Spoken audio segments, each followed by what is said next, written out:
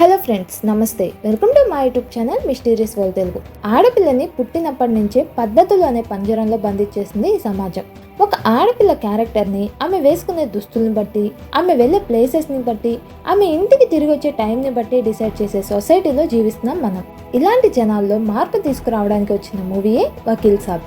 ఈ మూవీ ఎంతోమందికి hot favourite. కానీ మీలో ఎంతమందికి ఈ వకీల్ సాబ్ అవ్వచ్చు, పింక్ అవ్వచ్చు, లేదా తమిళ్లోని నేర్కొండ పార్వై అవ్వచ్చు ఒక రియల్ ఇన్సిడెంట్ని బేస్ చేసుకుని వచ్చాయని తెలుసు? ఎస్, ఒక అమ్మాయి జీవితంలో జరిగిన అన్యాయాన్నే మనకి సినిమాటిక్ వేలో చూపించారు డైరెక్టర్స్. అసలు ఎవరి అమ్మాయి, తనకి జరిగిన అన్యాయం ఏంటి, ఇవన్నీ తెలుసుకోవడానికి మీరు ఈ వీడియో చివరి వరకు చూడాల్సి ఉంటుంది.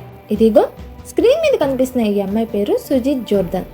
ఈమె ఒక ఆంగ్లో ఇండియన్ సింగిల్ పేరెంట్. తన 2 పిల్లలతో కలిసి కోల్కతాలోనే ఒక ఫ్లాట్లో ఉంటుంది. జోర్దన్ ఒక స్ట్రాంగ్ అండ్ ఇండిపెండెంట్ ఉమెన్. తన పిల్లల్ని కూడా తనలాగే పెంచేది. జోర్దన్కి వెస్ట్రన్ కల్చర్ అంటే చాలా ఇష్టం. రెగ్యులర్గా పబ్స్కి వెళ్తూ ఉండేది. అక్కడ డ్రింక్ చేస్తూ కొత్త ఫ్రెండ్స్ని ఏర్పరచుకునేది. టాటూస్ అన్నా, వెస్ట్రన్ మ్యూజిక్ అన్నా జోర్దన్కి చాలా ఇష్టం. కానీ ఇవి నచ్చని చుట్టుపక్కల జనాలు జోర్దన్ ఒక క్యారెక్టర్లెస్ అని, తనకి ఎంతో మందితో అఫైర్స్ ఉన్నాయని ఏవేవో రూమర్స్ క్రియేట్ చేసి ఒకరికొకరు చెప్పుకుంటూ రాక్షస ఆనందం పొందేవాళ్ళు. కానీ జోర్దన్ మాత్రం ఇవేవి పట్టించుకోకుండా తన లైఫ్ని తనకు నచ్చినట్లు బ్రతుకుతూ హ్యాపీగా ఉంటుండేది. ఫిబ్రవరి 5, 2012 జోర్దన్ ఎప్పట్లాగే పార్క్ స్ట్రీట్లో ఉన్న పబ్కి వెళ్ళింది. అక్కడ తనకి 5 అబ్బాయిలు పరిచయం అయ్యారు. వాళ్ళు జోర్దన్తో చాలా చక్కగా మాట్లాడుతూ ఆమెకు ఒక బీర్ కూడా ఆఫర్ చేశారు. ఆమె కూడా దాన్ని తీసుకుని డ్రింక్ చేసింది. కాసేపటికి ఆ 5లో ఒకరు జోర్దన్తో చాలా క్లోజ్గా మాట్లాడుతూ తమ ఫ్లాట్కి రమ్మని ఇన్వైట్ చేశాడు. కానీ జోర్దన్ మాత్రం నేను రాలేనని, నా కోసం నా పిల్లలు ఇంటి దగ్గర ఎదురు చూస్తూ ఉంటారని చెప్పి బయటికి వచ్చి నిలబడింది. టైం అప్పటికే 12 దాటడంతో ఆమెకు ఎలాంటి ట్యాక్సీ దొరకలేదు. అందులోనూ ఇప్పట్లోలా అప్పట్లో ఓలా, ఊబర్ లాంటి ట్యాక్సీ సర్వీసెస్ కూడా లేవు. ఇంతలో ఆ 5 జోర్దన్ దగ్గరికి వచ్చి మేము ఇంటికి వెళ్తున్నామని, నిన్ను కూడా ఒక ఫ్రెండ్లా ఇంటి దగ్గర డ్రాప్ చేస్తామని అన్నారు. ఇక చేసేదేమీ లేక జోర్దన్ కూడా కార్ ఎక్కింది. కార్ స్టార్ట్ అయిన 5 నిమిషాలకు అందులో ఒక పర్సన్ జోర్దన్ని టచ్ చేయడం స్టార్ట్ చేశాడు. దీంతో భయపడ్డ జోర్దన్ కార్ ఆపమని కోరగా వాళ్ళు వినిపించుకోలేదు సరికదా. వాళ్ళ దగ్గరున్న గన్ని ఆమెకి చూపించి భయపెట్టి ఒకరి తర్వాత ఒకరు రన్నింగ్ కార్లోనే ఆమెని నిర్దాక్షిణంగా రేప్ చేశారు. అంతేకాదు ఆ తర్వాత ఆమెను రోడ్ మీద పడేసి వెళ్ళిపోయారు. అప్పటికే టైము ఎర్లీ మార్నింగ్ 3:30 అవుతుండడంతో ఒక ట్యాక్సీ ఎక్కి ఎలాగోలా జోర్దన్ ఇంటికి వెళ్ళింది. కానీ తన సిచ్యువేషన్ అసలేం బాలేదు. ఒంటి నిండా గాయాలు, బ్లడ్. తన పిల్లలు కూడా తనలా చూసి తట్టుకోలేకపోయారు. జోర్దన్ ఇంటి నుంచి ఒక 3 రోజులు బయటకే పోలేదు. డాక్టర్స్ని కూడా ఇంటికి పిలిపించుకునే ట్రీట్మెంట్ చేయించుకుంది. కానీ తనని ఇలా నమ్మించి ద్రోహం చేసిన వారిని వదలకూడదు అని ఫిక్స్ అయిన జోర్దన్ ఫిబ్రవరి 9, 2012 దగ్గరలో ఉన్న పోలీస్ స్టేషన్కి వెళ్ళి వాళ్ళ మీద కంప్లైంట్ ఫైల్ చేయమని కోరగా అక్కడ ఉన్న పోలీసులు ఆమెతో అసహ్యంగాను, అవమానకరంగాను మాట్లాడారు. అసలు నువ్వు పద్ధతైన ఆడపిల్లవేనా? అయితే నీ ఒంటి మీద ఎందుకు టాటూస్ ఉన్నాయి? నువ్వెందుకు పబ్స్కి వెళ్తున్నావు? వాళ్ళ కారు నువ్వెందుకు ఎక్కావు? అంటూ ఆమెను ఎంతో అసహ్యంగా క్వశ్చన్స్ వేశారట. పైకి చెప్పుకోలేని ఎంతో నీచమైన క్వశ్చన్స్ కూడా వేశారట. నాతో పాటు డ్రింక్ చేయడానికి వస్తావా అంటూ కించపరిచారట. ఎలాగోలా జోర్దన్ వారి మీద కేసు ఫైల్ చేసి బయటకు వచ్చేసింది. ఆ 5 కుర్రాళ్ళు పొలిటికల్గా బాగా సపోర్ట్ ఉన్న వాళ్ళు కావడంతో మీడియా అటెన్షన్ ఈ కేసు మీదకి వచ్చింది.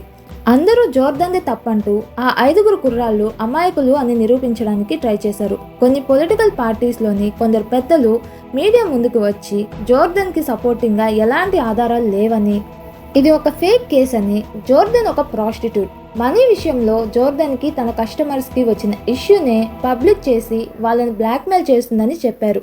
ఇలా జోర్దన్కి మీడియా నుంచి, పొలిటికల్ పార్టీస్ నుంచి, చివరికి సొసైటీ నుంచి కూడా వ్యతిరేకత స్టార్ట్ అయింది. ఎంతగా అంటే జోర్దన్కు జాబ్ పోయింది. జోర్దన్ పిల్లల్ని స్కూల్లో మీ అమ్మ ఒక ప్రాస్టిట్యూట్ అంటూ హేళన చేసి వేధించేవారు. ఇక జోర్దన్ ఈ కేసు వదిలేద్దాం అనుకునే టైంకి కోల్కతాకు కొత్తగా వచ్చిన డిఐజీ తను కూడా ఒక మహిళ కావడంతో జోర్దన్ అర్థం చేసుకుని ఆ 5 మీద కేసు ఫైల్ చేసింది.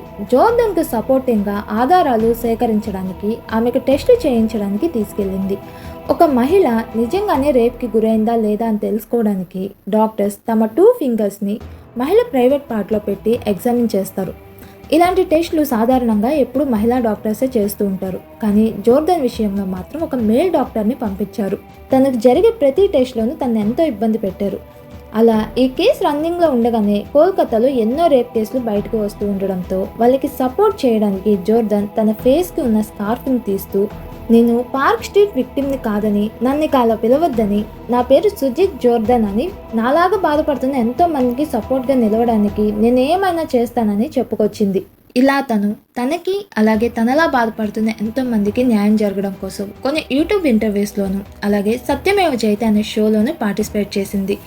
తనలా విక్టిమ్స్ అయిన వాళ్ళందరూ ఈ సొసైటీ వల్ల ఎంత బాధపడుతున్నారో చెప్పుకొచ్చింది. ఇక మార్చి 13, 2015 జోర్దన్ కొన్ని హెల్త్ ఇష్యూస్ వల్ల మరణించారు. ఆమె చనిపోయిన తర్వాత మళ్ళీ మీడియా అటెన్షన్ ఈ కేసు మీదకి వచ్చింది. కానీ ఈసారి మాత్రం ఆమెను అందరూ పాజిటివ్ వేలో చూడడం స్టార్ట్ చేశారు.